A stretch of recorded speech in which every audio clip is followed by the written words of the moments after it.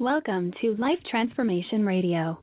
This show is all about life transformations and our journey from where we were to why we are doing what we are doing today. We will discuss the hiccups, the roller coasters, and the blood, sweat, and tears that has been poured out while discovering our purpose. It is all about our transformation. Here is your host, Sean Douglas. Good afternoon and good evening, and welcome to another episode of Life Transformation Radio. I'm your host, Master Resilience Implementer, TEDx speaker, business positioning strategist, and author, Sean Douglas. This show is currently heard in over 70 countries, so I want to thank you to those who are listening from wherever you are.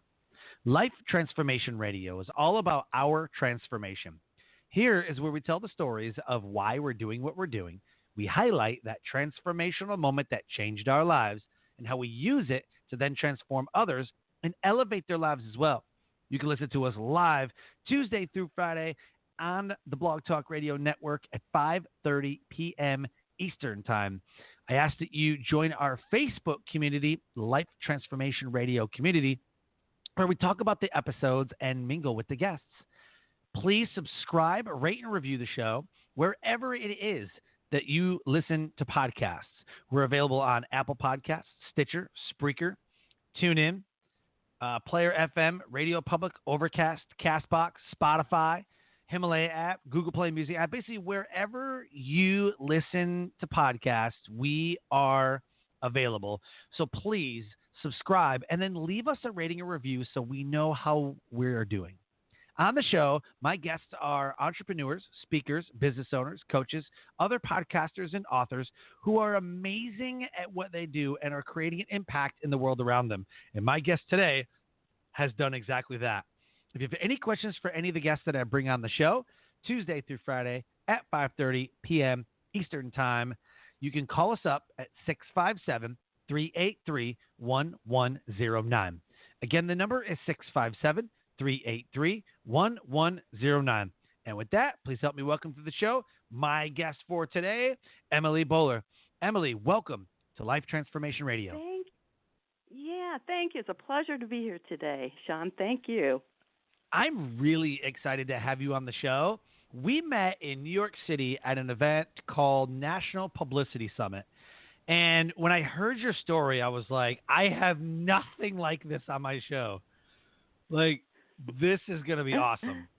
So I was really excited about you because you literally went through a transformation or a couple, but the big one has really transformed your life. And I'm excited to have you here so that you can tell the listeners about your transformation and tell your story. Yes. Well, I tell you, I was chubby as a kid. I then turned anorexic in high school, and then it just boomeranged back to just eating everything in sight during my adult years. And so I was 100 pounds overweight by the time I was in my early 40s. And I had 5 kids, and I had a heart catheterization and diagnosed with heart disease. I had chest pains, and I was so addicted to food, even though I knew everything I was eating was creating all this heart disease and stuff. I didn't know what to do, and I'm also an artist. So I was going to these art exhibits and showing my art, but I felt so incongruent because I had gone to Italy to see the Sistine Chapel, the painting of the creation of Adam on the Sistine Chapel. And I looked up there, and I thought, I just felt so incongruent. Here I was, smearing mud. I would never think of smearing mud on the Sistine Chapel, but here I was, smearing mud every day on my body, the work of art, which is my body. And I thought, it was like this moment, this epiphany moment, like, I can't be doing this anymore. And then, like, just a couple months later, I put my arm in one of those blood pressure cuffs at Walmart, and it skyrocketed. My blood pressure that day was over the roof. And at that point, that point, I knew it was no longer a matter of if I would have a heart attack or stroke, but when. And so Right. that was like my wake-up call. And with going to see the Sistine Chapel, everything sort of melted together. And I made a radical decision. I said, I'm going to make my transformation into an art exhibit. And I literally called my art exhibit the Transformation Art Exhibit. And I'm a painter, and as a painter uses paint on canvases or a potter uses clay, I decided I am going to use food and use my body as the canvas and see what food can do to my body to transform it into the work of art that it's created to be. And because I was so miserable, carrying around 100 pounds, being full of disease, having no energy, and really sitting on a time bomb to die when I was an artist. And so Wow. that was my why. I just couldn't do this to my body anymore, to be so sick. And so that's the Wow. why, and then the how. Do you want the how yet? Well, what I like to do is get into your background just for a second and tell the Sure. listeners a little bit about you. The title of this episode is Freedom from Food Addiction with author Emily Boller. Chubby in childhood, anorexic in her teens, and obese until age 47, Emily Boller was desperate to find freedom from her struggles with food. In 2008, when she lost 100 pounds, she never expected to become an inspirational voice for food addiction recovery for millions of people. Today, she combines her personal journey, hard-won wisdom, and practical tips with Joel Fuhrman, his teachings to inspire and help others break free from inner blocks that sabotage their health and well-being. After losing a child to suicide, she also knows the impact of trauma and grief on addiction recovery and how to recover from relapse as well. For anyone desiring long-term freedom from food addiction, she can show the way. You can go to Emily Boller with two L's, Boller, emilyboller.com, and learn more about the writings, the books, the blogs, everything that she has going on, how to get in touch with her. And then her Facebook is right there in the show notes. You can connect with her on Facebook. It's facebook.com/Emily Boller Starved to Obesity.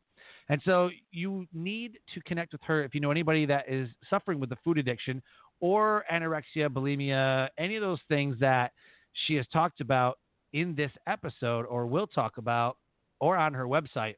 Get in touch with Emily Boller. So, Emily, what I want to do right now is talk about that moment that you brought up. What was, or can you explain that moment, that transformational moment that occurred in your life that was the catalyst to where you are now? What was that moment in life that put you on the path to what you're doing today? Yes, it was on about my 48th birthday, and I was at my friend her art studio, and it was like this epiphany moment. I just thought, I've got to do this. I just knew. I can't explain it. And she even looked at me like something's happening here. And at that moment, and I wasn't going to start this transformation art exhibit for 6 more weeks, but it's at that moment I just knew I was going to do this. And it was like something unlocked within me. And I think it was my desperation. Up to this point, 48 years of desperation. I knew even as a 6-year-old something wasn't right. My mom put me on a diet. When I was 6, I had struggled with anorexia, with binge eating, all kinds of diets that just would rebound, and I gained more weight. And I think 48 years of this buildup of frustration, of failure, of disillusionment, all came to a head that day. And I just knew I had to do something radical. Sometimes it takes something very radical in our lives, a change that, maybe is not popular, maybe like everybody would roll their eyes, an idea, but you have to do it. And I think a lot of times when we're willing to take that risk and do something very radical, that's when we transform the most. We're not complacent with, I'm not going to tell anybody. I'm going to, do this quiet transformation. But by putting it out there, I actually made this website, and people were able to log in and see month to month what my changing body looked like, what my health numbers looked like. I mean, I actually, on the day I began, July 10th, 2008, I actually posted what I weighed that day. And for me, coming from years and years and years of shame about this addiction, about this problem I had with food, about this being overweight, being called every name in the book when I was a kid, for me to post what I weighed for the public, that was my biggest step to overcome, was just, I'm going to do it. I don't care if people make fun of me. I just got to do this. And I think desperation led me to that transformational moment. It's like, I got to do this, and I'm just going to go so radical, so far off into outer space or on this, but I just got to do it. And, when I was chubby in childhood, kids just are very, very mean, at least back in the 70s. Oh, my gosh, yes. Kids very are always mean. so mean. Oh, and if you're overweight, oh, my goodness, I was called every name in the book. And then, even someone pretended to call I live on a farm. I lived on a farm as a kid, and someone pretended to call the pig slaughtering place to pick me up to get me slaughtered. They would call, "Here's Suey, Suey, Suey." I mean, every name in the book and all that, trauma as a kid of being overweight. And then, to be able to survive high school, I starved myself. I really did. I didn't eat. I didn't know what to do. I was so big, and I had never worn a pair of jeans before. This is my 8th grade year. I made a decision. I'm going to get thin for high school, but I did it in a wrong way. I mean, you can't live on an orange, for lunch. But I was immature, 14 years old, and that's what I did. I lost just enough weight to get into a pair of jeans, to make it into high school, to be popular, to be on the pom-pom squad. All kinds of popularity things happened when I was a normal weight. And my senior year, I took it a little too far, and I got about 20 pounds underweight and diagnosed with anorexia. But back in the 70s, late 70s, I'm from a generation that you did not talk about anything such as a mental illness diagnosis. Right. And so my parents, they just sort of shoved it under the rug, never mentioned it again, came home from the hospital, and my mother just basically forced me to eat in front of her, at least. She made macaroni and cheese for me, all kinds of high-calorie foods. But that boomeranged, and there again, it was like a food battle going on, and I would starve myself when she wasn't around. I just wouldn't eat anything. And anyhow, I went to college. This is the unfortunate part, but also looking back today, it's the fortunate part. I went to Purdue University, and I met my husband, who we've been married now 38 years. And he didn't know. I sort of confessed to him. I said, "I think I have a problem with food." And he said, "Oh, no big deal. Everybody has a problem with food, It's no big deal. Everybody eats an extra piece of cake once in a while, no big deal." So then by him saying that, I thought, okay, yeah, it's no big deal. And that sort of increased my denial that I really don't have an issue with anything here. And so, but we got married, and soon after the honeymoon, he sees me eating like things out of control eating. And he starts calling names, and I start gaining weight. And he starts calling more names. And here, all the name calling I had as a kid just opened Wow. up the door all over again as a newlywed. We were young. Neither of us had any clue what this was. We had no way to articulate what food addiction was, what any of this was. And so in order to shame me into losing weight, he would call more names, which only created this vicious cycle of it caused me to binge eat all the more, and it would cause him to name call all the more. So, and that was still back in the culture where you really didn't go to counselors or therapists, or you didn't reach out for help, and it was before the internet, so there was no way to Google what this problem might be. And so we were just like two kids lost at sea, drowning in my food addiction. And Right. then, eventually each child came along, and I gained, 10, 20 pounds with each pregnancy.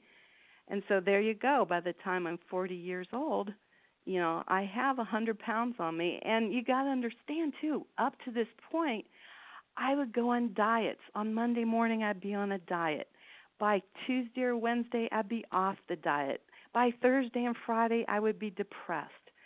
And then I would get my energy up again to find another diet. And I'd try another diet. And this went on and on and on. Every Monday morning, I was starting a new diet, and which only by the weekend led to depression, because I could never get out of whatever this was that was causing me to gain all this weight, not realizing the whole time it was food addiction. Right. So the food addiction, so if I understand what you're saying, was it like a love-hate relationship? Like, I got to get thin, so I'm going to starve. But then you decided that because you were hungry, or for whatever reason, you overate, which then so it was kind of like a fluctuation of things. Well, it's a little bit twofold. The technical Right. definition of food addiction is when the toxins, they build up in our body from the lack of nutrients in our diet, and Yep. they cause cravings that are just as addictive as drug addiction. Yep. There's the science out there now on this. And so every diet I was on, it was like, diet soda, diet pudding, diet Jell-O, sugar-free gum. It was very low nutrient foods, maybe a little bit of salad in there, but it was primarily a lot of diet food, or like cottage cheese, and just food that just had low nutrient value to it. And so that created this addiction that was just, it's harder to get. They've done research too. It's easier to get out of a addiction to cocaine than it is addictive food. And they've done study and research, and so it's becoming more and more understandable now that people are realizing this is what I'm dealing with. It's not a diet I can't do. And when you're getting out of the addiction, it takes 3 or 4 days.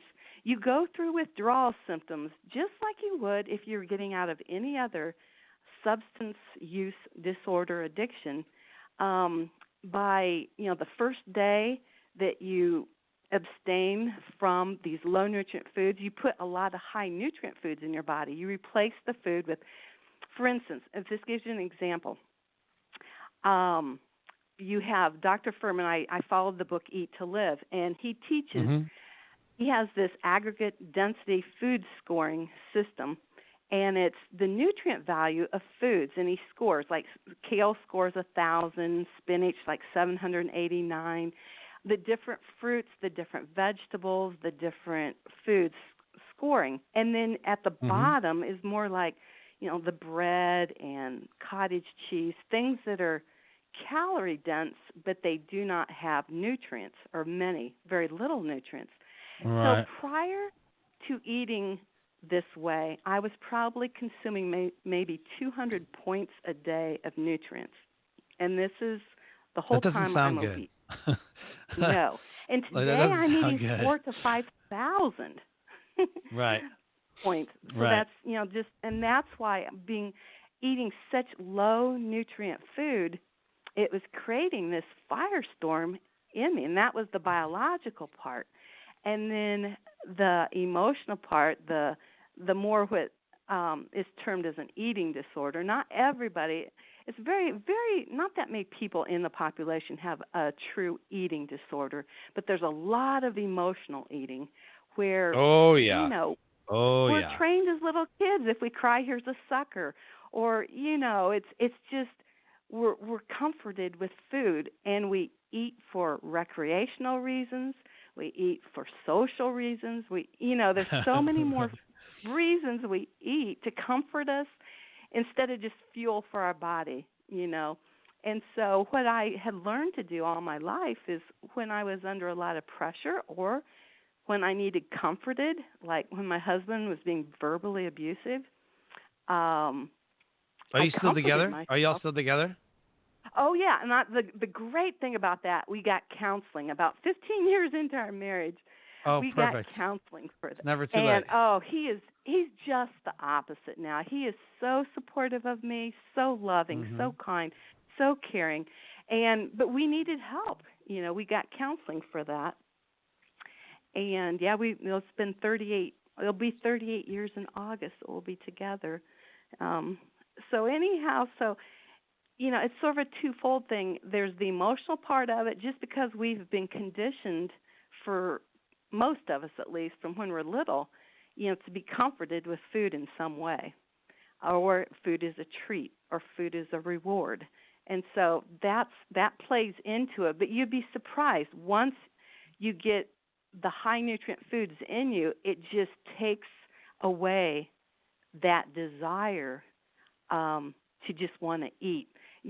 And that's why I named the book, I called it Starve to Obesity, because we literally starve ourselves to we're so lacking in these nutrients in our body that we just then overcompensate and eat to try to get more and more nutrients. But if we're choosing food that is low in nutrient value, like the chips and hamburgers or whatever, pizza, everything that's low in nutrient, high in calorie, we're just going to continue to re-addict us all over again. So that's how I got out of it, is basically, switching my food world. I was still eating a lot of food, sure, but it was it's good food for you, that had quality to it and nutrients to it, and that's what shut off the addictive cravings. Yeah, one of the things that a lot of people don't realize is what's actually in the food is some of the chemicals that are in there, like high fructose corn syrup.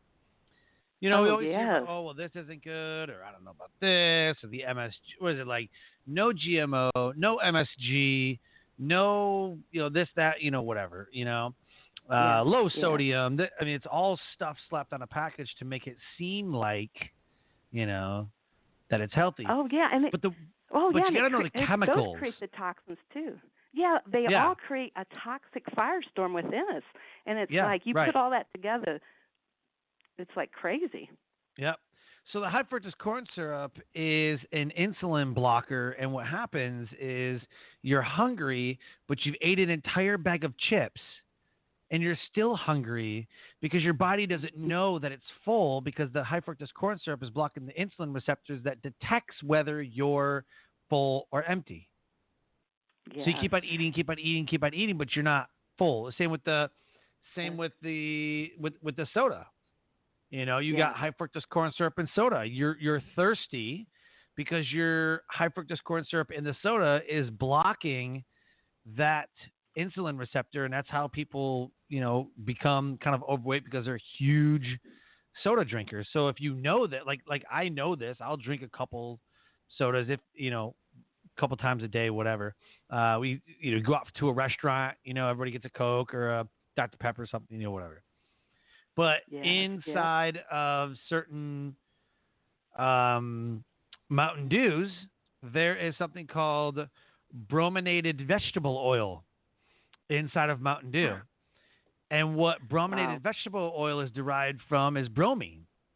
And bromine is a toxic cancer-causing substance, and they use it in, quote, safe levels inside of the Mountain Dew. So the research has shown that Mountain Dew causes cancer. Oh, yeah. I can totally see that. There's acetone in some of the foods. I mean, these chemicals are ridiculous, And what most of us don't understand. I understand it now, but just one bite of an addictive substance, it activates the dopamine reward system in our brain, and it causes our brain to demand more. We got to have more, and so that's why once it's like if you're trying to get out of smoking cigarettes, you can't smoke one cigarette or one drink of alcohol if you've been addicted to alcohol. Same with, these addictive foods. If you've been caught up in the food addiction, just one bite of one of those addictive foods, it just opens it all back up again, and you start craving all that all over again. Yep. Oh, yeah, 100%.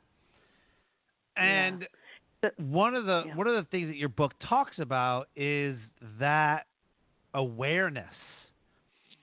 And it's not, I don't want to say it's a nutrition guide, but there's an awareness that took place in your life that was kind of a wake-up call. It was like, what am I doing? Talk about that awareness. Yeah, well, I just, it's just one of those things that when I was going through the motions of eating all this food, it just put my brain into sort of this brain fog. They call it, now there's a word for it. It's like this cognitive impairment is what it, what it's technically called. But, it just put me in this brain fog, sort of a sugar coma, and I just didn't. I sort of lived life without really being cognizant of anything happening around me. It's like I was in this own little world.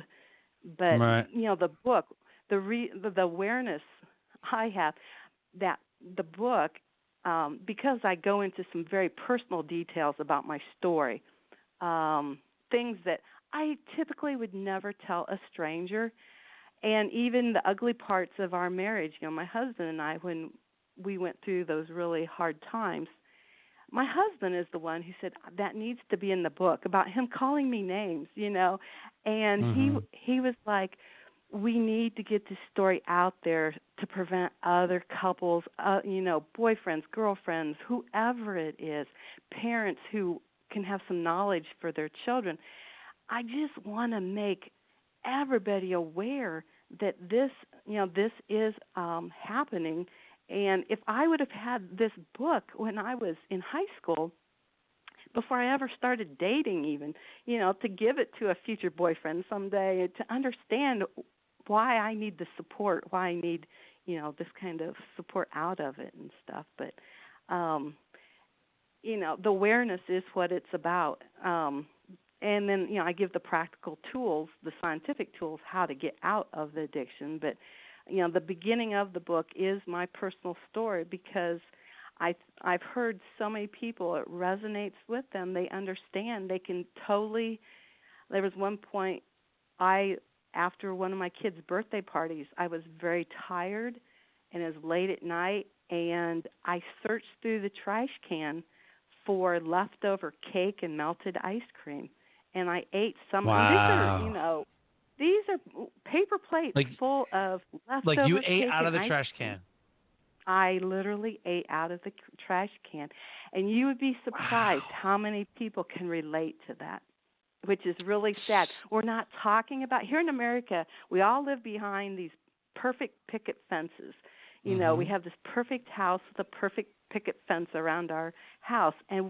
But if you went inside the homes of a lot of Americans right now, I've heard the stories. Mothers who can't get off the couch because they're addicted. Fathers who cannot fix the roof on their house because they're so overweight. They're so obese and don't feel good. They can't get on a ladder. College kids. One girl had to drop out of college because she was so addicted to soda pop. I mean, this is like a girl, and one girl, she gave me permission to share her story. One time she was so despondent over her addiction to food that one night she got on a balcony, and she was going to end her life that night. And something in her just, she didn't know what it was, but she felt compelled to go to my website and look at my story again, and it gave her hope, and so that's why I wrote that, just to make America aware that this is happening. This is not just my story. This is not everybody's story, but someone knows someone who's either addicted to food or they're severely overweight or they're bulimic or they're anorexic or, and you can be a normal weight and still be bulimic or addicted to food. You're just over-exercising to make up for it. So, that's the awareness I just want to bring to America, like, this is what it is, and then this is how you get out.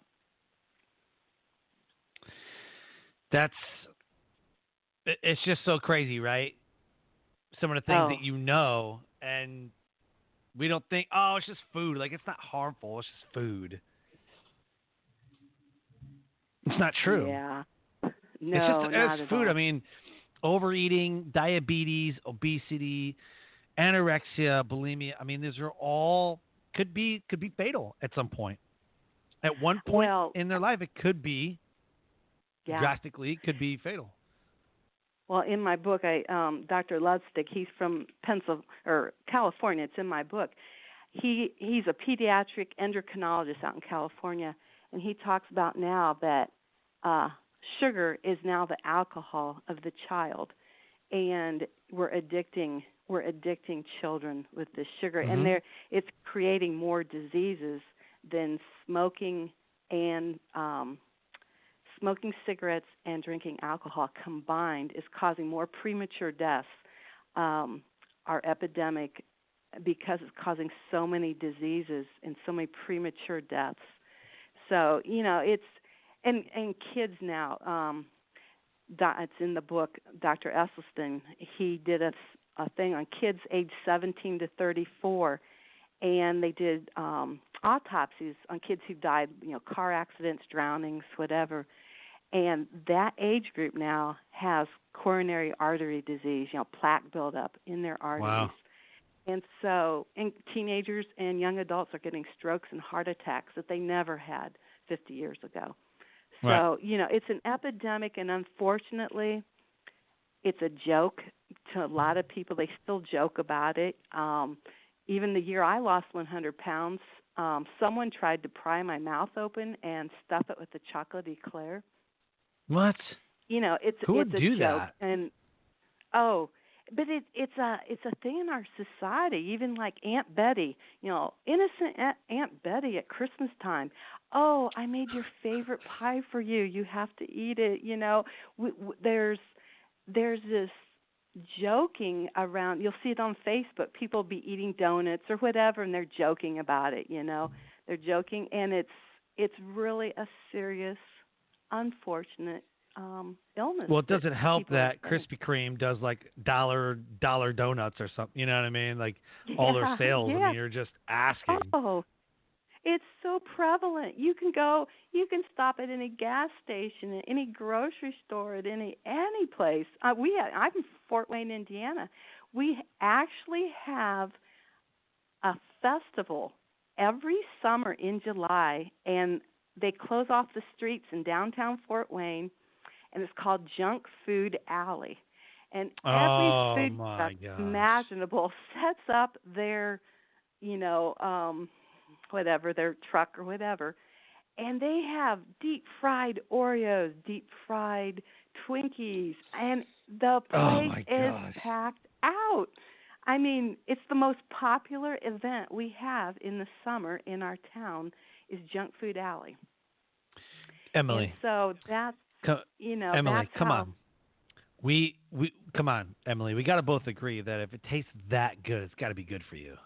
And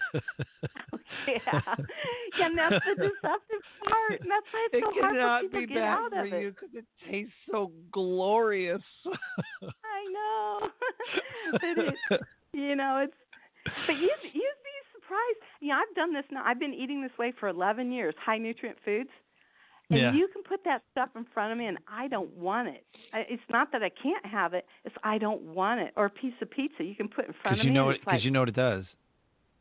Well, no, it would make me sick. It literally would make me sick. And I look at that, and it's like, ugh. I have no desire for that. I think pizza's good. It has all the basic food groups. You know, it's made of bread. You can put meat on it. You have the cheese, which is a dairy. You know, you vegetables because it has tomato sauce. I mean, I think we're close. I do like, however, that Little Caesars on their menu board has all of the calories, and a large pizza from Little Caesars has 2,000 calories. If you literally ate an entire large pizza to yourself, you would have the daily calorie count already done. Huh.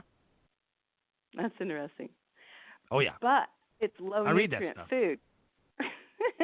Right. Well, yeah, definitely. You know what I really love? You know what I love more than anything? Any other food. If you put this in front of me, I'm like, yes. And I got turned on to this when I was in California, which is super weird. But anyway, so I was in Chicago with a group from people from California. Yeah, they had come at an event that I was speaking at. But anyway, we went to the California bar. Anyway, we went to the California bar because, oh my God, there is one here. I was like, what the hell is that? Yeah. So the California, like, pizza bar, whatever, the California club, whatever that thing is. And we went to this restaurant, and I absolutely love quinoa. Have you had that? Oh, yeah. It's great. I learned so much about it from them. They're like, you got to look this up. It is like God's little gift to the world. I was like, what? Apparently, quinoa holds the most potent protein in any food available. Protein. I'm like, it's tiny. It's a high, but look how much you get. I was like, you better. But it tastes so good. Oh, yeah. Love a quinoa salad. Just saying. Oh, yeah. And see if we could just, replace our food with, quinoa salads and, things that have nutrients, food that has nutrients in it. It does. It shuts off that addiction. And, I could, I was in California a couple weeks ago, and one of my kids, it was their birthday, and I didn't want a piece of cake right then, but later on, I had a piece of cake, and then that turned into the next day I had a chocolate chip cookie. And then the next day I had a frozen yogurt. I say it's the rip current. The waters look calm on top, but once you start just one bite, one piece, it leads. It's not so much that one piece of cake is going to ruin your health. That's not going to ruin your health, that one piece of cake. But what it does, some people, once they get that rip current going, it takes weeks, months, and some people years, and some people never, to get out of that rip current, and that's where the diseases start developing. That's why it's so dangerous to start in that rip current. Yeah, I know someone, as I'm talking right now, I know someone who lost a lot of weight, got their health back and everything, and I've seen them recently, and it's all back on, but it was just, one bite into that rip current just unravels and gets that addiction all activated again. Wow. So how do you elevate the world around you? You take your why, you take your transformational moment, and you said that I never thought that I would be an advocate for food addiction and recovery. Yeah.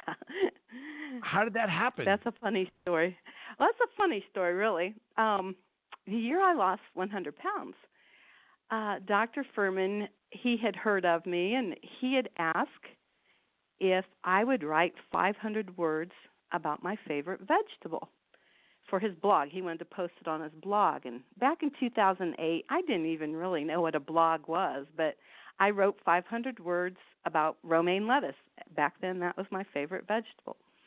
And didn't think much of it, sent it to him, and he posted it on his blog, and his readers loved it. Right. So he asked if I would write another one. And this went on for 3 months. I wrote every week a new blog post because Dr. Fuhrman, he's very athletic, is always eating healthy, but I came along. I was this soccer mom from the cornfields of Indiana who lost 100 pounds, and a lot of people could relate with my story because of my struggles and everything. Mm-hmm. Well, there was someone, a troll, who got in there and started writing these really nasty comments. This troll disguised himself as 4 females and 5 males, and he would start posting all these nasty comments every time I posted a blog. And it got to be ridiculous.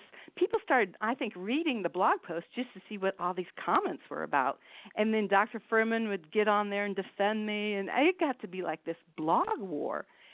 And 3 months into it, they discovered the troll, and so instantly I started writing just overnight, literally. I started writing Fuhrman weekly. It went on for about 5 years, and I started speaking, all over the country, and I was on the Dr. Oz show. I was on NBC. I was on different shows like that. So that's how that all sort of snowballed into interacting with people all over the United States and all over the world through that. Wow. That's impressive. So and very I'll impressive. tell you what happened. But this is the interesting part, though, and I want to make sure everybody understands this part, is 10 days after I was on the Dr. Oz show, just 10 days later, my 21-year-old son, he died by suicide. And it was a very traumatic, it was just very traumatic. And about 18 months later, I went into a very deep depression after that, after the shock wore off and everything. And I had to, just get out of the public scene at that point. I just couldn't function. I just had to sort of hide in my house and heal and get counseling and stuff. And right after the funeral, I just sort of lost my desire for food. I just had no appetite. But when my appetite did return, all I wanted was low nutrient food. And so it wasn't that unhealthy, but I started eating more like oat bars and peanut butter, and just a lot of high calorie, low nutrient food.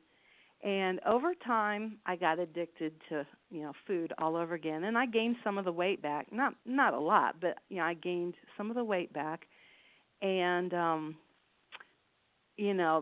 so I went into this this relapse, and I would hide them from people. I didn't want anybody to see me. I was ashamed that I had gained weight, and that's an issue too. A lot of people who gain weight, the anxiety skyrockets, because they don't want to be seen in public. They don't want old friends to see them, that they've put on 20 pounds or whatever it is they put on. And so, that opened up that anxiety in me. Here I was, this public figure, it's a success story on the Dr. Oz show, and then I was addicted all over again. So, I understand that part of relapse and how when you're in relapse, you got to get help out of it. You can't get out of it yourself. It's sometimes when you've been through either trauma or something that, triggers that, you need to get some professional help just to help you, get out of the inner turmoil that's happening on the inside of you and heal.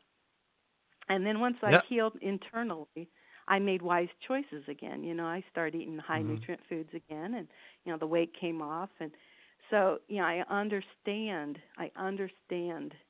how easy it is to go back if you've been a success, like you've had a great weight loss journey or anything you've done to transform your life, and then you have a relapse of some sort. That's a real common thing. And we don't talk about relapse enough, I don't think. We always talk about the successes, but what happens, when you relapse? And so that's just a part of my journey too, is, going through all of that. And so I have an understanding and a compassion now for, anybody who has had success and then, has a relapse. Right. So what is your message for the listeners that are listening right now? What is your message as they tune into the show live or catch it on one of the podcatchers, what do you want them to know? What is the one takeaway? What is your message? No matter how addicted you are to food, no matter how many eating disorders, whatever label you want to put on it, you've had struggles with food, food problems, whatever it is, there's hope because you can get out of it. There's freedom for everybody. Everybody can get free of this. It's not a life sentence, that you have to have for the rest of your life. You have to have the correct information and the correct tools, but you can get out of it. And, and the number one thing is we must pay attention to the dietary quality of our food if we want long-term freedom from food addiction. But I'm living example of the freedom. I've interacted with hundreds, thousands of people who have also got free of food addiction, permanently free. We're not talking, just it worked for 2 or 3 weeks. We're talking years. And so that's my hope is, this isn't something anybody has to live with and struggle with. Right. And so. Perfect. I like it. Here's what I want to do. Before we start to close the show, I want to do a shameless plug. You can plug your website, programs, products, services, whatever it is that you want the audience to know and to do. Shameless plug moment. Go. Okay. I tell you what, I wrote the book, Starved to Obesity, My Journey Out of Food Addiction and How You Can Escape It Too. I wrote it for anybody who has been caught in a food addiction, or someone caught in it, or you have a child in it. It's for counselors, teachers, anybody in it, clergy, to understand food addiction and how to help other people out of it, how to help yourself out of it. And so it's on my website, emilyboller.com. You can go there. There's links to it. It's on Amazon. It's in all the Barnes & Nobles. It's out there anywhere you get fine books. And I sort of went out on a limb to write the book because it's very vulnerable. It exposes a lot of my private life, but I want people free of food addiction because I know how devastating it is and how it ruins health and relationships. Perfect. Outstanding.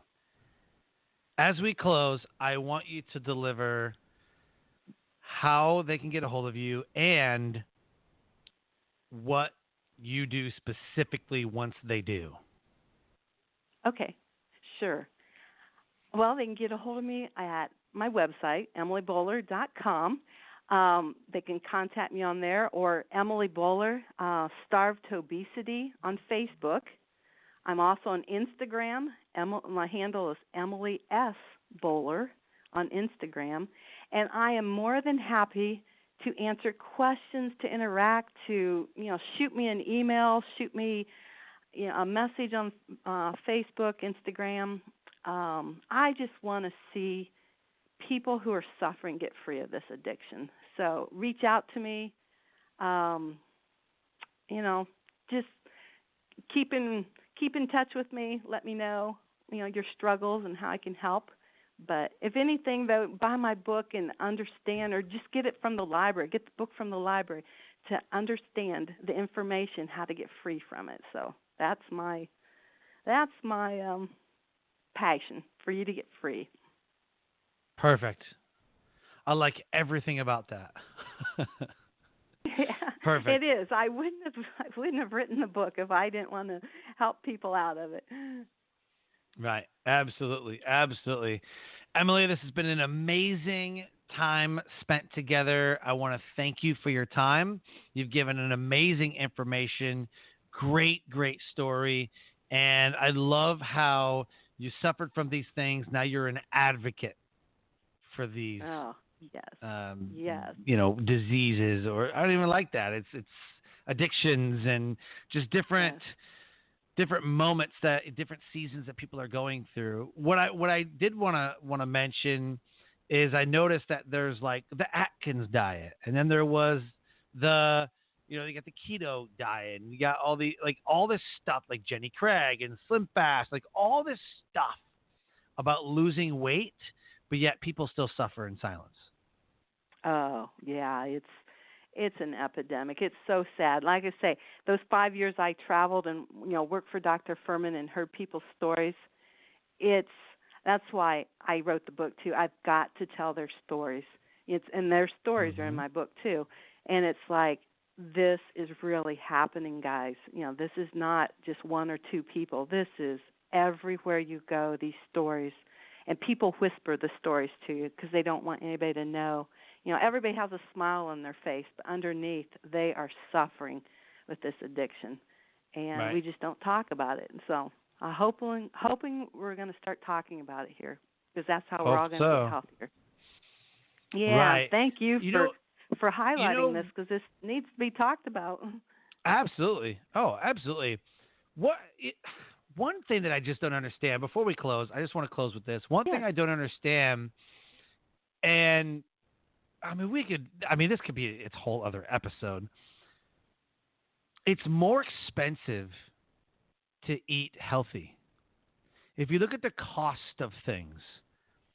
Now, we have really drastic. We were the hamburger helper family for many years, and Sloppy Joes and whatever.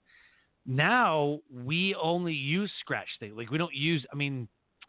Maybe I use box rice. It's not like I'm going to go buy out in my rice patch, like minute rice, stuff like that. Sure. Like, we'll get that, but we're not doing like hamburger helper or bag dinner. You ever seen those bag dinners in a box or whatever? Like, it's already pre-made. Yeah. Like, it's I feel better just by eating. We buy the peppers, we grill the peppers, we'll make homemade, homemade stews, homemade. One of the things that we started making was chicken with peppers and homemade Alfredo sauce, not the jar sauce. We make our own sauce, which tastes even more better. More better. When you buy things in a jar or in a can or whatever, there is a drastic change in taste. Just saying. If you've only ate this and then you go and start doing it the way that you're supposed to, by scratch and everything, you can tell the difference. Oh, absolutely. Absolutely.